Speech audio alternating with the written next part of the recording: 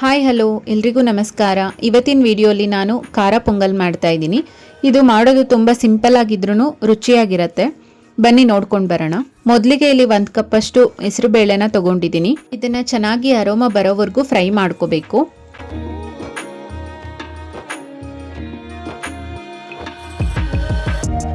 ನಂತರ ಅದೇ ಕಪ್ ಅಳತೆಯಲ್ಲಿ ಅಕ್ಕಿನ ತಗೊಂಡಿದ್ದೀನಿ.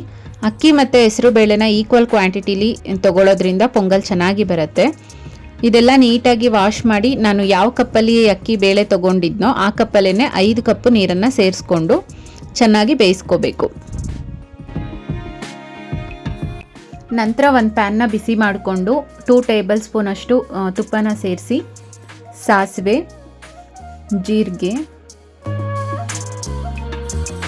ಇಂಗು, 1 ಸ್ಪೂನ್ ಅಷ್ಟು ಮೆಣಸು, ಸ್ವಲ್ಪ ಗೋಡಂಬಿ, 1 ಸ್ಪೂನ್ ಅಷ್ಟು ತುರಿದಿರೋ ಅಂಥ ಶುಂಠಿನ ಹಾಕಿ ಬಾಡಿಸಿ, ನಂತರ ಕರಿಬೇವು, 3 ರಿಂದ 4 ಹಸಿಮೆಣಸಿನಕಾಯಿನ ಹಾಕಿ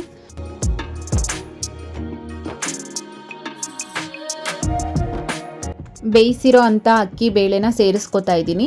ಸ್ವಲ್ಪ ಗಟ್ಟಿ ಅನಿಸಿದ್ರೆ ಬಿಸಿ ನೀರನ್ನ ಹಾಕ್ಕೊಳ್ಳಿ. ನಾನಿಲ್ಲಿ ಸ್ವಲ್ಪ ಬಿಸಿ ನೀರನ್ನ ಸೇರಿಸ್ಕೊಂಡಿದ್ದೀನಿ. ರುಚಿಗೆ ತಕ್ಕಷ್ಟು ಉಪ್ಪು ಎಲ್ಲ ಹಾಕಿ ನೀಟಾಗಿ ಮಿಕ್ಸ್ ಮಾಡಿಕೊಂಡು 1 ಗ್ಲಾಸಷ್ಟು ಕಾಯಿಸಿರೋ ಅಂಥ ಹಾಲನ್ನು ಸೇರಿಸ್ಕೊತಾ ಇದ್ದೀನಿ.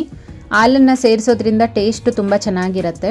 ದೇವಸ್ಥಾನಗಳಲ್ಲಿ ಮಾಡೋವಂಥ ಪೊಂಗಲ್ಲು ಮತ್ತು ಮದುವೆ ಮನೆಗಳಲ್ಲಿ ಮಾಡೋವಂಥ ಪೊಂಗಲ್ ಥರನೇ ಟೇಸ್ಟ್ ಕೊಡುತ್ತೆ.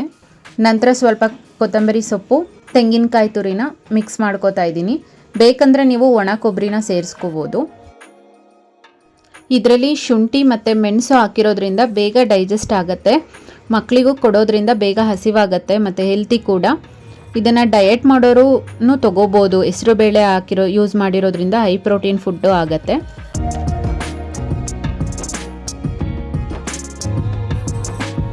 ಚಟ್ನಿ ಜೊತೆ ಸರ್ವ್ ಮಾಡಿಕೊಂಡ್ರೆ ತುಂಬ ಚೆನ್ನಾಗಿರುತ್ತೆ.